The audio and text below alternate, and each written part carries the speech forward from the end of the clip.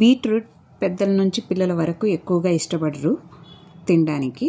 అలాంటి తినని వాళ్ళ కొరకు ఈ స్నాక్స్ చేసి పెట్టండి. లొట్టలు వేసుకుంటూ ఈ బీట్రూట్ కట్లెట్లు 4 కాదు 10 లాగిచ్చేస్తారు. మరి అది ఎలా తయారు చేయాలో చూసేద్దామా పూర్తిగా.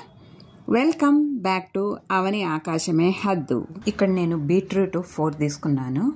4కి ఒక ఆలుగడ్డ తీసుకున్నానండి. ఆలుగడ్డ యాడ్ చేయడం వల్ల బీట్రూట్ టేస్ట్ అనేది కొద్దిగా డామినేట్ అవుతుంది. పప్పు కుక్కర్లో సన్నగా పొడువుగా కట్ చేసుకున్న బీట్రూట్ ముక్కలు, ఆలుగడ్డ ముక్కలు, కొద్దిగా వాటర్ యాడ్ చేసి 3 to 4 విజిల్స్ వచ్చే వరకు ఉడికించుకోవాలి. వాటర్ యాడ్ చేయకపోతే మాత్రం మాడిపోతుందండి, అడుగంటుతుంది.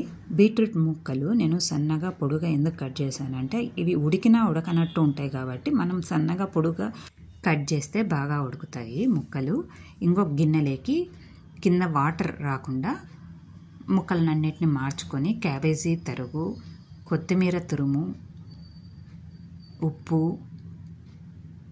కారం, ధనియాల పొడి, garam masala 1/2 table spoon add చేసి మెత్తగా అనుకోవాలి. మెత్తగా అంటే మరీ మెత్తగా కాదు, కొద్దిగా బరక ఉండాలి.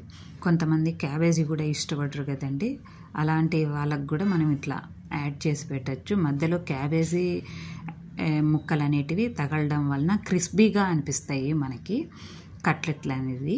ఇక్కడ నేను మిక్సీ జార్లో అటుకులు తీసుకున్నాను. అటుకుల్ని మెత్తగా గ్రైండ్ చేసుకొని బీట్రూట్ మిశ్రమానికి మనం యాడ్ చేసుకోవడం వలన దాంట్లో వాటర్ అంతా పీల్చుకొని మనం ఒక చేత్తో ముద్ద కట్టినప్పుడు మనకు ఒక రొట్టె పిండి కానీ చపాతీ పిండిలాగా కానీ అవుతుంది. దీన్ని బొంబాయి రవ్వలో కానీ లేదా బ్రెడ్ పొడిలో కానీ పైన కింద చుట్టూరు అనుకోవడం వల్ల ఇది బీట్రూట్ కట్లెట్కి క్రిస్పీనెస్ వస్తుంది. పెన్నం మీద 2 వైపులా గీ కానీ ఆయిల్ కానీ వేసి కాల్చుకోవచ్చు.